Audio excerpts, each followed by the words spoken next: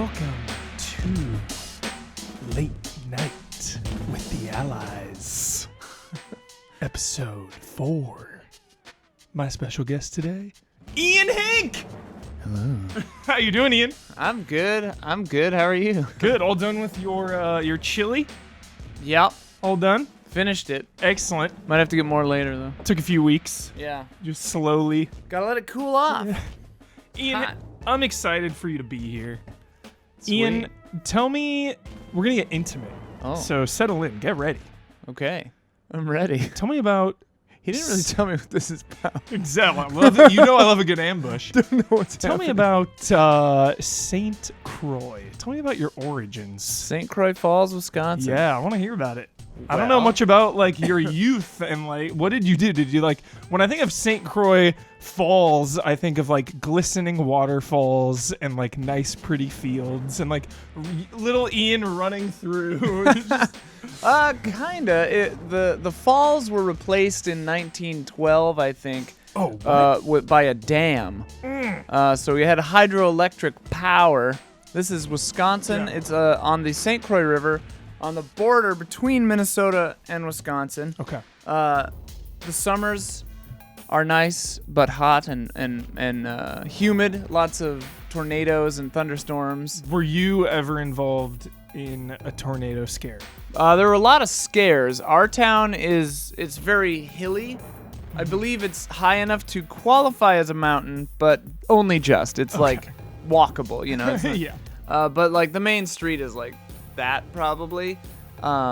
Louisiana is the big long hill street. But yeah, no, there were plenty of tornado scares. But because of the hill and the river, tornadoes didn't really ever find purchase in St. Croix. Okay. But towns near me, Siren, for example, were all but wiped off the map by That's so tornadoes over the terrible. years. Yeah, That's scary. It's pretty intense. Because I live in California. I've lived in like Northern California and Southern California. Yeah. So it's like, yeah, we're afraid of earthquakes, but you know, in my 30 years of living, Yeah. never an encounter. Yeah. You know, but I feel like tornadoes, if you live in a tornado area, they're pretty constant. Yeah. I mean, we're at. I think it still is part of like it's like the very northern part of Tornado Alley, what they call. We don't get them as bad as like Kentucky or whatever, but we get them, you know, a couple of summer probably. Yeah, and there were a few years where it was just like rampant thunderstorms, but and then in the winter, it's you know insanely cold and feet of Oh snow. my gosh. Did you build snow people? Oh yeah, sure, Like all a the time. snow group. We would build snow people. We would build ramps for our sleds. We would go sledding all the time. My backyard was a big hill, so we would do that. We actually just recently the house I grew up in was sold. Oh, So now the house that we had since I was 1 year old yeah. no Sold? longer in our possession. I was with my kind of intense. I was with my grandma a few years back, and we were up here seeing a movie. It was like before I lived here, and we went by her old house, and she just like knocked on the door and was like, "I used to live here. Can I come in?" And they were like, "Sure, come Yeah, on in." I anticipate like probably if I pulled something like that Yeah. in St. Croix, it would probably work. Yeah. But who knows? I don't know. Yeah. So you have a history with music. You know, you're a professional. I think you're a professional. Was that? I've been paid for music before, so I guess technically I'm a professional. Okay. Were you always into music? When did that start? I've always loved music. Like we would go to a lot of concerts and stuff as a kid. My parents would take me to see like, you know, like fancy like Chanticleer. Like Cool. we would cool. go to like the cities and see like artsy stuff. You know, King Singers and like all kinds of like stuff like that. Orchestra, whatever. I started playing trumpet in 5th grade, I think, and then I started singing like between freshman and sophomore year of high school, and then I fell in love with singing, so I had like voice lessons and started doing solo ensemble and everything. Singing at school? Yeah, or yeah. Like, well, started at choir school in or- the choir, yeah. Cool. And I mean, my school had 300 people in it total. My town, St. Croix Falls, has 2,000 people in it. So yeah, like my graduating class had like, I think we started with 80 and ended with like 76 or something. because a couple of people like flunked down a grade or like dropped out or whatever, drugs and stuff. Yeah. But yeah. So if you were in band, you were also in marching band. Yeah, me too. Me too. If you were in choir, you did all the choir stuff. Not like the musical theater stuff. You didn't. You could apply for that. Yeah. But yeah, and I was in plays all the time and musicals, and we would go do. We called it forensics. I don't really know why, but a lot of other people called it like. I don't really know what other people call it. Like speech competitions where you go and do like a monologue or poetry or whatever. It was like acting stuff. We would do that. I got like real into acting in high school. Yeah. Did you want to be an actor at that point? Yeah, probably. Yeah. Yeah. And then after high school, I applied for acting schools. Yeah. So. And did you get in? Or? I got into DePaul University, and I went there for 2 years. Well, I went there for 2 years in the theater school. Okay. At DePaul. I didn't know this. Really? Yeah. Okay, so I thought it was straight to film. No. So okay. It's a theater conservatory, and when I was there, they had a cut program, which means they accepted 50 people in the world to go in the first year, and then when I was there, after the first year, they cut us down to 36, and then after the second year, they cut us down to 24. Holy moly! And I got cut in the second cut. Oh. So I was there for 2 years, but I was thrilled because I wasn't having a good time. I wanted to do like film acting, but at the time they were really focused on stage acting. Mm-hmm. Plus, my acting teacher said he didn't think I should have been cut, and I was like, "That's good enough for me, Don." But you know what? I wasn't loving this anyway. So then people who were around me, I got the letter, or I had my roommate at the time read me the letter because it went to my Chicago apartment. Yeah. This was in Chicago, and I called him and I was like, "Hey, did I get a letter from DePaul?" And he was like, "Yeah." And I was like, "Can you read it to me?" And he's like, "Are you sure?" I'm like, yeah, just open it and read it to me.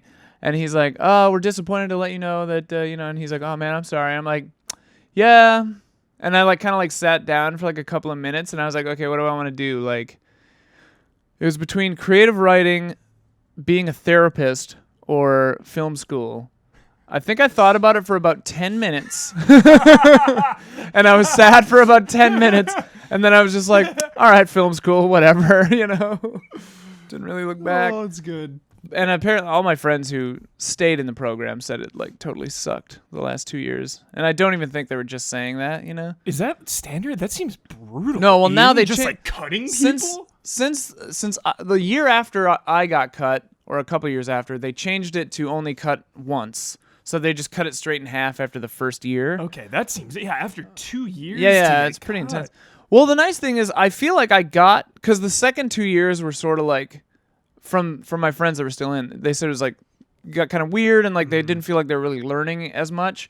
So I really do feel like I got the best experience out of college because I got everything I wanted for acting in the first 2 years, and then I got to learn how to make film the second 2 years. And because the theater school was a conservatory and didn't give you any free time, it kept you so busy. I was so used to that for me, the normal college load of classes seemed really light. Yeah. Because at the theater school, you'd have 8 classes at a time. And your homework was mostly just learning lines and stuff. But I was so used to having no free time at all that 3 or 4 classes seemed really nothing to me. So I crammed the entire film major into 2 years, and it seemed kind of normal to me. Yeah, I was like, why is everyone else taking 3 classes? What's happening? Struggled. Really? Yeah, 3 classes for me was the max. Yeah. So intense. To be fair, I'm passionate about filmmaking, and film school, the homework is pretty different from theoretical physics or philosophy or something. So obviously it's very different, but 3 classes, it was 2 journalism and 1 film. I still had a film class. Yeah. Noir class. Yeah. It's all right, watch some Bogart. Yeah. I took history of horror. That was a pretty good one. Okay, and you are a master musician, but you're also the best damn editor I've ever met. So ridiculous. It was a very flattering episode for me. Well, you're so damn fast. You can bang out edit beautifully so quickly. It's so exquisite. When did this start? When did you know you wanted to be an editor, and what was the first thing you edited? Oh, wow. I remember, in my junior year of college, we learned on Avid first, Avid Express Pro, I think it was called at the time. I took to it. I really liked it right away. I grasped it, and everything. I liked how, because throughout my entire life, I'd been making little movies and stuff, but we would always I had no access at all to any way of editing them, so I would just have to edit them in camera, Okay. So like we made like cuts here and there. yeah. So like I made like stop motion Lego movies, like a whole bunch of them when I was a kid, and it was just like stop the still have camera. any of those? I don't know if I still have any of them. Okay, I'd have to. I doubt it. I really doubt it. But anytime anyone would have to talk, like it would just stay on and no one would move, and then they would deliver a line, but then it would start moving again, yeah, and when South Park started, we made like a whole papercraft stop motion animation show. Anyway, but like so the idea of finally being able to control the pacing and scene and actual like do that with editing was so fun for me. But I remember one of my favorite projects from that class, and my teacher's name was Lou Kleinman, and he was like some Hollywood guy. He'd like done stuff, so we had access. Hollywood Lou. Yeah. So we had access to some footage, and I believe it was like Helter Skelter or some like Charles Manson like TV movie with Daniel Faraday from Lost. Oh, yes. Or whatever. Love I can't Faraday. remember his name Yeah. right now, but Love him. he was Charles Manson. But I remember I cut the scene. It was like some murders and people trying to escape a house, tra la la. And I remember I took the Beatles song because it was just for class, so you could use whatever you wanted. I took the Beatles song "Help" and put it under it. And like the number of coincidental lineups to the music to like weird things, like I didn't have to change it. It just fit perfectly to like, right when they started, like all the help phrases coincided with people getting stabbed. When they say, and I opened up the door or whatever in the lyrics, she opens the door and like runs out. Like there were like 10 weird coincidences like that I didn't plan. It just happened coincidentally. And I turned it in and the teacher was like, "This is really good. It's basically a music video though. Like do another cut, like not to this music." And I was like, "Actually, I didn't cut it to this music, but like, yeah, sure, I'll cut another one, But it was just so weird, and that was kind of the first edit I remember being like, "Oh wow, this is super cool." Like And you then can do. You did it.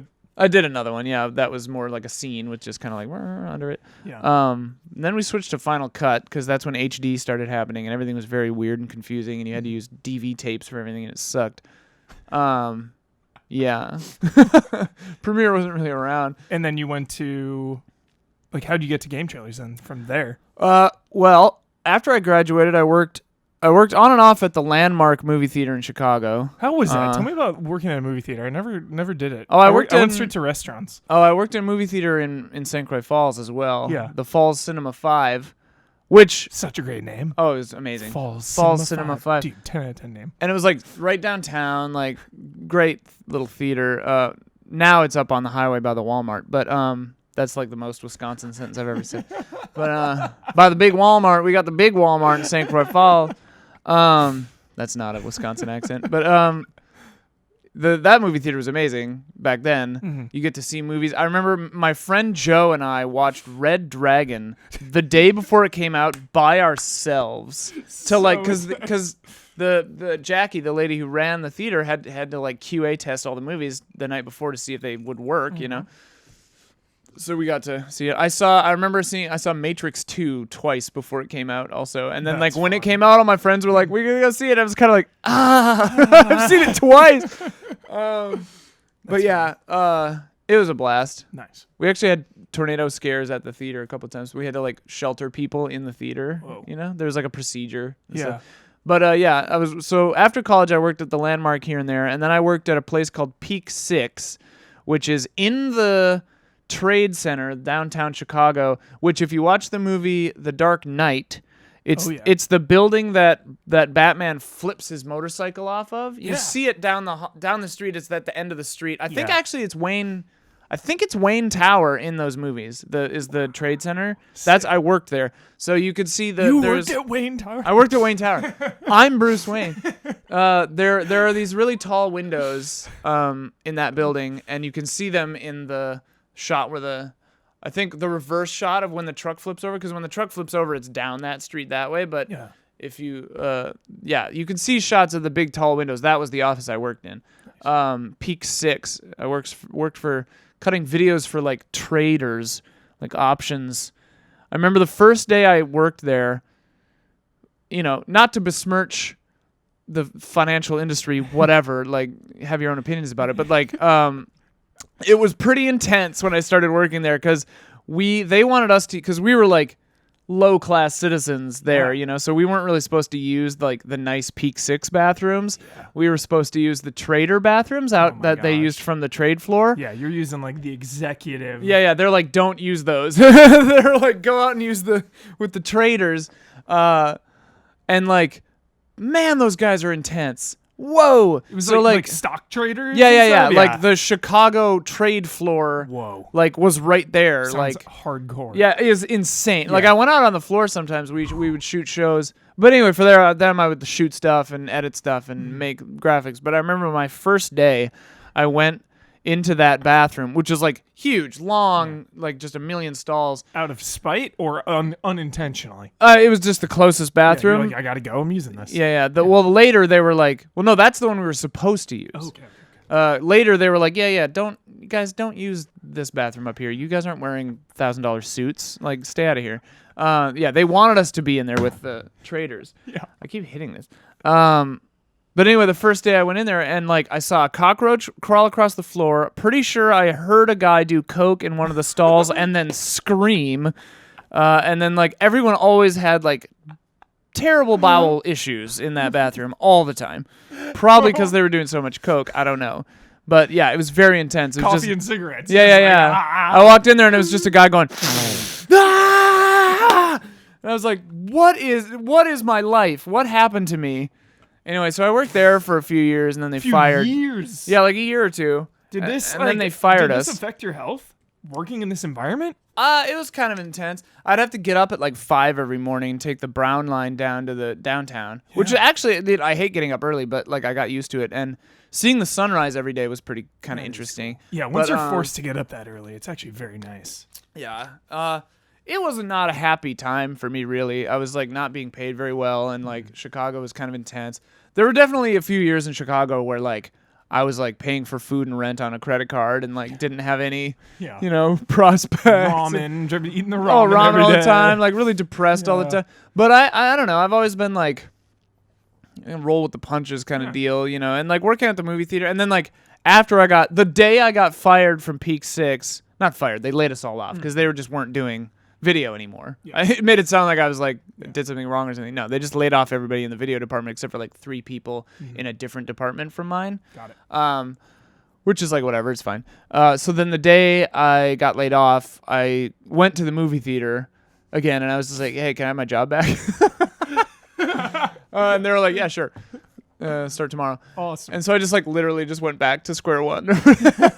And then I think I was in Chicago for 7 years, including college. So it was 4 years of college. Did you go to any Cubs games?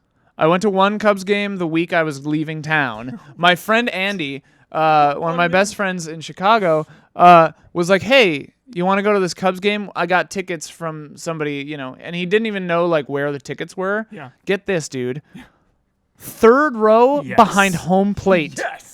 In Wrigley Field. Yes. I was like, I don't even care about baseball, but this is awesome. Yeah. I was like, this is so cool. I've done it like less than 3 times in my life, and I've never even been 3rd row. Yeah, the best we I've were been like is like 10th row. We just kept walking down and down, and I was just like, dude, where are these seats? These are really good seats. And he's like, yeah, I got them for free. It's like you don't even realize until you're in the seats how close it is. Yeah, I was It like, is like disturbingly close. I mean, like I don't know the dimensions of a baseball diamond, but like I feel like I was like 30 feet maybe from these guys, and I was just like, wow, they're like people. Yeah. These are like actual people here. But yeah, so I did go to Wrigley Field one time. Nice. I can't remember if I just worked at the movie theater all the way until I left Chicago. I don't recall. I mean, I was doing like freelance work, Did a lot of you- weird for like old ex-Navy pilots from Peak 6 that like used to work there. Yeah, they're all very intense Navy pilots. They're like super intense business trader guys. Yeah. Peak 6. Anyway, this is a very long answer to how I got a job This at is good. GameTrailers. I like Sorry. it. No, this is what it's all about, Ian. So I was living in a house, a coach house in Chicago near the Belmont Red Line, Brown Line, Purple Line Simon stop. Belmont Simon or Belmont. Victor Belmont? Simon, probably. Nice. And you know, like my friend Joe and I, who is very tall, and I've known him since I was like 4. How tall? 6'9". Oh my gosh. Which one time, because we would eat at the Subway or the Duck Walk Thai, which is not there anymore. Now it's a Forever Yogurt, or it was a couple years ago. Whatever. Maybe it's a bagel place now. Whatever. But like, we were broke and terrible and bad at our money, and like, so we would eat burgers all the time. That's when I stopped eating beef because I was getting dizzy all the time, and I thought maybe it was because we ate like a burger every day. But we'd get like our groceries from the Walgreens because it was the closest thing, which was like so expensive. Don't do that. But anyway, yeah, one time we were walking to the Walgreens, and this homeless guy across the street just goes, "Hey, 6'9", and I was just like, "How did you do that? You just pinpointed this guy's height from across the street." That's a talent. 6 needs to work at like a theme park. Yeah. Guess your height. Yeah. Yeah, it was pretty nuts. And anyway, one day Joe was like, "Yeah, hey, I'm not loving Chicago. I got to go back to Minneapolis, you know." And kind of in a similar vein to when I got kicked out of the theater school, I was just like, "All right, I guess I'll just go to LA." I'm heading west. Yeah, This is a classic heading west story. moment. Yeah, Dude. so like, kind of for no reason, you know. And I like had tenuous plans. I lived with these two guys, plans to live with these two guys, and they're like, yeah, we can get you a job. So I was like, all right, cool, that'll be fine. So yeah, I moved out of Chicago, went back home for a month, bought a car, which was a 2016 Honda Civic Hybrid, silver, I think. Nice. Which I didn't love the color, but whatever. Yeah. And then I took 5 days and drove myself out to LA, and I west. I headed west. I took my time too. I went and I stopped at motels by myself. I went and saw not the Grand Canyon, Mount Rushmore, and I saw Crazy Horse, which I vastly preferred. It was like a really cool trip. I stopped and saw family on the way, you know. It was really, but also like I had gone through I was still like reeling from a big breakup and like really depressed like the whole time. So I was kind of going like crazy by the end of it. The one thing, dude, I don't know if I ever told you this. The one thing that like kept me sane was every night when I got to the hotels, Spike, I think, or something, some network was playing Aliens every single night. But the crazy thing was, every night. So I would put on Aliens, and then I'd watch it until I fell asleep, right? But then the next day, I would arrive, and by the time I like unpacked literally all my possessions from my car, like my computer and everything, while being like watched by dumpster divers, going into these like $20 a night motels, you know. Yeah. By the time I got situated, the movie always picked up from exactly where I had fallen asleep, like 4 or 5 days in a row. It was perfect. So I saw the entirety of Alien. It was like the anchor that kept me sane. Yeah. You know? Yeah, gotta get you into this. Yeah. And that's so good. It was all very intense. But yeah, so then I got to LA, lived in Hollywood for the first year, which I did not care for, and I worked at a place called This Week In. That's like a news thing, right? It had a bunch of live streaming stuff. Yeah. But that's where I learned how to operate a switcher, you know? Yeah. I worked there for a year. Yeah, was your skill set as advanced then as it is now? Obviously, you learn, you know, I mean, I more could as edit. you go, but I could edit already. But I definitely learned switching there. I can't remember I think I maybe had done like a little bit of switching at Peak 6, but they were just thinking about it maybe. I don't even remember. I don't think so. Yeah, I think it was all there, but I was like the TD, so I'd like live switch most of the shows. Yeah. But yeah, the boss there was like a nutcase, like not a nice man. And it's funny because all the Smosh Games guys, it was Mahalo Games at the time, so they were all there. Cool. Matt Robb and all those guys were there at the same time. I like baller quit this place. Like I remember we had set up a TriCaster, and then the boss was like, "No, take it down. I don't want Kevin Pollak to see it." because Kevin Pollak had a show there. Yeah. But then like I was home. I like was on my way home. I was like eating food with my girlfriend at the time. We were at Zanku Chicken, and then I got word that guy wanted the thing set back up. Yeah. And I was like, that takes like 5 hours. We just tore it down. No, I'm not, like, no. And it's like an hour commute, Yeah. And I like just got back home, Yeah. And like, so then he got all weird. And then he instated like mandatory 9 a.m. start time. And then I bounced back. I was like, that we have shows that start at 9 p.m., right? You're enforcing like a 16, 17-hour workday for $150 a day, flat rate, And then he was like, he CC'd with the like financial guy on it and was like, effective immediately, make sure that Ian is hourly and make sure that he clocks his time or whatever. And so I responded, lol. And then...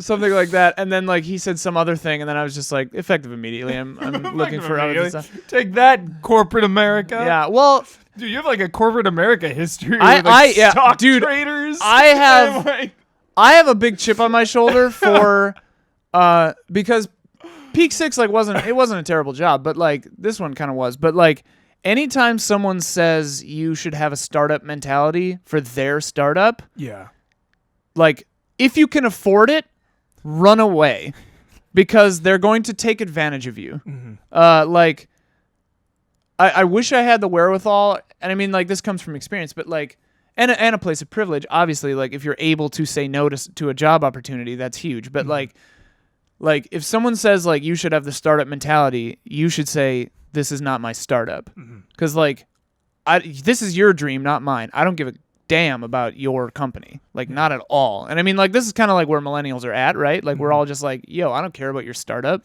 Your company is nothing to me. Yeah. Like, I will quit. I will quit in a heartbeat because this is trash. My family. Right. Like, I have rent to pay and I don't care about you. But yeah, so like, yeah. So then, actually, as I had quit, I was bolstered a little bit of confidence, because in 2 or 3 weeks after I quit, I knew I had a gig for 2 weeks working E3 at a place called GameTrailers. Nice. I had never heard of E3 or GameTrailers. But you had played video games. I've been playing video games my entire life. I only remember the history of like you playing Final Fantasy X with your friend. Oh yeah. But before that, what is like your origin? Did you? I had NES a Game SNES? Gear first. And then first console, Game Gear. So it was a Game Gear. First game, do you remember? I remember I got Taz, the Tasmanian Devil game, and Sonic 2 or 1. The one that, like, it was impossible for me to get past the second level. There was like a little clippy mouth at the bottom of a hill, and you had to, like, I guess what you had to do is just jump so that the little balls would hit it for you. Oh, okay. But I was like 8 or whatever, yeah. and I couldn't figure that out, so I just kept dying. So like I would just replay the beginning couple of levels of that game over and over and never move forward. Yeah. But I'd play Taz a lot. Those are the first games I had for the Game Gear. Nice. And then I had a Genesis after that. I remember I got that as like a birthday or Christmas present, and I was like out of my mind thrilled. Yeah. And then a PlayStation I got, and then I've been PlayStation ever since, basically. Yeah. But so you were a gamer. Oh yeah. Like I've always loved gaming, but like I don't know. I always take an interest in what I'm interested in, but I don't like. At least as a kid, I wasn't interested in like the scene. I didn't care about like the periphery of it, And I don't know when E3 even started, but like I would read PSM when that came out, but like that was the only extracurricular. I'd read EGM sometimes, but yeah, just look at the pictures and stuff like that. But yeah, I'd always been a gamer, but I'd never really heard about E3 or GameTrailers or anything. I didn't like go on the internet much, because when we were kids, we would just like bike around all the time and like go play with dirt. Isn't it crazy the internet like didn't exist? I remember when the internet like started. Yeah. I remember when 33, Steam so, started. Yeah. I remember when I got an email address. My dad's not like an angry dude, but I thought for some reason that he would like disapprove of me having an email address. Yeah. I don't know why. I was like It was, so like, nervous weird. Yeah, about it was intense back then. Yeah, 'cause it wasn't I, like- a casual thing. Well, yeah, because like the internet was really confusing and weird, and it was like I don't know if I'm like allowed to be on here. Like they've Yeah. got naked chicks on there. Am I allowed to be Yeah. like anywhere near that? You know, like Wild West. yeah, it was pretty weird. But then yeah, like we would be like I remember being at my friend's house like late at night and in like chat rooms and like playing like role play like forums and stuff, like role playing like fantasy, like not like sexual, but like yeah, like I'm an elf and I do this, you know. Yeah. But like, oh man, the internet was so weird back then. Oh god, it was gnarly. So you're at GameTrailers. Yeah, so then I quit that job, that first job, and then I went to GameTrailers just as a freelance editor. How many startups, first, to circle back here, how many startups took advantage of you? All of them. So you worked for more than one. I mean, well, the Peak 6 video department, Yeah. they wanted the startup mentality. You Yeah. know, people Yeah. said that all the time. And then, yeah, that other one was like, yeah. And I mean, like, I don't want to, like, besmirch these companies or whatever, because, like, I really don't care. It's fine. But, like, for me, I've always had a chip on my shoulder about being made to wear a uniform or whatever, you know, like, and again, like, that's a privileged position. I acknowledge that. But, like, yeah, I just don't like. I have a real problem with like. I don't like being told what to do. I've never liked that. Well, even GameTrailers. I'd rather like, be asked. Totally. And even GameTrailers like took advantage. I worked unpaid for like a year. Yeah. So The intern program was very strange. I think they changed it now. Yeah. After you, but like. There was definitely some like weird shit going on. Yeah, and like 12-hour days, you know, like be here at 9, and it's like I'm unpaid, so I'm there from like 9 or 10 a.m. to. I remember though, working Viacom as an editor was the first time I felt like I wasn't being taken advantage of because they paid me more than I'd ever been paid, and it was hourly. So like if we had to go overtime, it was good. Yeah. Like if you go like. What is it? If you go more than 12 hours, you're in like golden time, so you're getting paid like double time, whatever it is. Yeah, over 12 hours. Yeah, yeah. I used to do that at the restaurant I worked at. When I was buying a car, I used to take people's shifts. Like, oh yeah. I was like, yo, I'm taking your shift. Like, I would line it up because people always want time off, especially in restaurants. Yeah. So I would like take the opener shift and then like the night person opener shift, and then I would just close for them. So it was like I'm getting double time. It lasted a few weeks, and before they were like, yo, stop. Yeah, my manager was like, this is not happening anymore. Viacom did that a couple times where they were like, you guys have to stop eating at your desks. They're like, stop charging for on-the-duty meals. Those are very expensive for us because you get paid like a meal bonus or whatever. Or they call it a meal penalty, but the penalty isn't to you, it's for you. So like if you're made to work through food, you get a meal penalty. Nice. And we kept doing that because like things were busy. Like they would give us when GameTrailers first began. Oh yeah. To make a long story short, I did the E3. Yeah. To make a long story long, I did the E3 thing, and then I said to Bobby, I was like, "Hey Bobby, I'm available." Bobby he's the post-production supervisor at Viacom, and I was like, "Hey Bobby, I have, I'm open. If you need anything, let me know." And then a couple of weeks later, they asked me to come back in for like another week, and then I was like, "Hey Bobby, I'd love to just keep coming in." And they're like, "Okay, we'll let you know." And then like in a week or two, they asked me back in. And then that time I was just like, "Hey Bobby, I'm just going to keep coming in every day. Is that cool?" And he was like, yeah, till the end of the year. And then like toward the end of the year, I was just like, "Yo Bobby, I'm just going to keep coming in like forever." Is that cool? I work here now. Yeah, I'm like, I work here now. Is that okay? Basically. And he was like, yeah. It's amazing. It was very weird. It was like a Princess Bride, like sleep well, I'll most likely kill you in the morning kind of a deal where I was just like, I just kept coming in. Did you love E3? I enjoyed awesome? it. I Were you mean, like, we dude, didn't this get is to, cool? I didn't get to go at first. Like, No, but just watching the games and like editing the games and stuff. it was always really fun. It was very intense. So back in that time, we had like 24 editors at GameTrailers. It was a quantity game. Then like we just had to have every video on GameTrailers.com, all of them. And like if we didn't have gameplay, even off-screen gameplay, cam, whatever, like we weren't succeeding, you know. So like it was on us, the editors, to we used to clip out, and I know there are sites who do this now still, but like during the press conferences, there were a whole slew of us, people recording it, transcoding it onto the XSAN, which is the giant like server of hard drives. Yeah. Man, whenever the XSAN went down, it was the greatest because it took like 6 hours to boot back up. So we would all just go get food for like half the day. Oh, it was the best.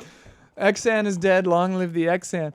But yeah, so like it was E3 was like nuts. We would be there for hours, and like during press conferences, they would clip out a thing. They would like yell to someone, be like, "Ian, cut the thing," and then you'd like slap bumpers and a you didn't have to put the bug on because the transcoder did that, but you'd slap bumpers on it and then just spit it back out. Yeah. Like there were easy edits, but it was all about doing it fast. Yeah. That's where that speed came. Well, I think did that I've always have an impact? Editing is always like they're always like do it as fast as you can, as best as you can.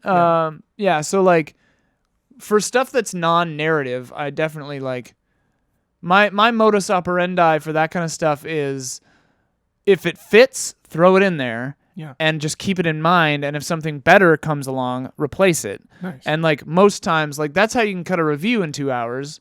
Is like if it's you cut the VO, and then you just put anything that even close to fits it on it, and just you develop after editing for so long, you develop like a memory of like, okay, I need a shot of this. If I find a better, more specific shot, I'm gonna use it. But for now, this will do. Placeholder. Yeah, and like. Obviously not like bad placeholders, but like a lot of times you can get away with your first or second choice because you find something that fits well enough, and then it's good. Yeah. But yeah, so like that kind of stuff, you just learn tricks. I don't know. Nice. It's weird. GameTrailers, we got there. GameTrailers, yeah, and so then hype. Because last week too, we talked about Jones's journey to creating GameTrailers. Oh, that'd be interesting. So it's like we all just converged on GT, and I love that. And I started, I think, 2 weeks before Bossman did. I think. I'm pretty sure. And then, who was there at the time? Yeah, it was like Mike. It was Brooks Huber. Yeah. But everyone just called him Brooks because it's his first name. But I thought it was his last name for years. When I was like, who the hell's Brooks Huber? What's that? And they're like, that Brooks is his first name. This is bizarre. There was a Huber at GameTrailers that everyone thought I was related to, like Brooks Huber. And I was like, what? Like related? Blah, blah, blah. Before that, I worked at PF Chang's. There was like a Jeff Huber. So when I came in and applied, the manager came out and was like, thought I was like trolling. It's like, are you related to Jeff? Like, who are you? Because like, I guess it was the only Huber he had ever met. Yeah. It's not in my experience, it's not a common last name. So it's like each time I've applied to a job, there's been like a Huber before me. It's weird. That's so weird. And Patrick and Miguel and Damiani and Bloodworth and Brandon were already there, I think. And then everybody else came after me. Ryan Stevens was there.